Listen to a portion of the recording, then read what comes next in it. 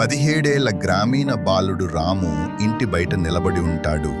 ఒక వీధి కుక్క అతని చుట్టూ తిరుగుతూ ఏడుస్తూ ఉంటుంది. పక్కింటి అవ్వ రాముకి కుక్క కాలికి వైర్ బిగుసుకుని ఉందని చూపిస్తుంది. కుక్క కాలు వాపుతో పెద్దగా ఉంది. రాము ఆశ్చర్యంగా చూస్తున్నాడు.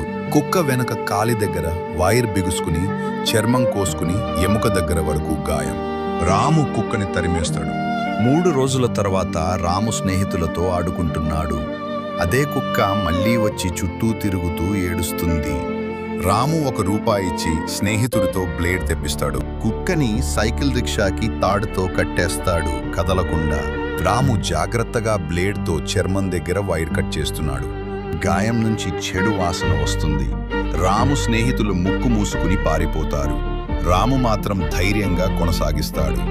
రాము చివరకు మొత్తం వైర్ తీసేస్తాడు. కుక్క తోక ఆడిస్తూ ఆనందంగా వెళ్ళిపోతుంది. 2 సంవత్సరాల తర్వాత పై చదువు పూర్తి చేసి బ్యాగ్తో స్వగ్రామానికి వస్తున్న యువకుడు రాము. గ్రామ రోడ్డుపై నడుస్తుంటే ఒక కుక్క అకస్మాత్తుగా ఆనందంగా తోక ఊపుతూ అతని పైకి ఎగురుతుంది. రాము ఆశ్చర్యపడి, నీ ఓనర్ నేను కాదు అని చెప్పి కుక్కను సున్నితంగా తరిమేస్తాడు. ఇంట్లో కూర్చున్నప్పుడు అతనికి ఫ్లాష్ బ్యాక్ వస్తుంది. 2 సంవత్సరాల క్రితం వైర్ చుట్టుకున్న కుక్కని తాను కాపాడిన సంఘటన. ఒక్కసారిగా అతను లేచి, అదే కుక్క అయి ఉంటుందా అని అనుకుంటూ తాను కుక్కను చూసిన అదే వీధికి ఉత్కంఠగా పరిగెత్తుకుంటూ వెళ్తాడు. రాము కుక్క వెనుక కాలు చూస్తాడు. పాతగాయం మచ్చ ఉంది, వెంట్రుకలు లేవు. రాము కళ్ళలో నీళ్లు. రాము కుక్కని గట్టిగా హగ్ చేసుకుని కళ్ళల్లో కన్నీళ్లు పెట్టుకున్నాడు.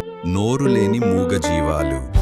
రాము అనే జ్ఞానకుమార్ ఎప్పుడో చేసిన మేలుని మరిచిపోకుండా దాని విశ్వాసాన్ని చూపుతుంది. కానీ మనిషి మర్చిపోతాడు.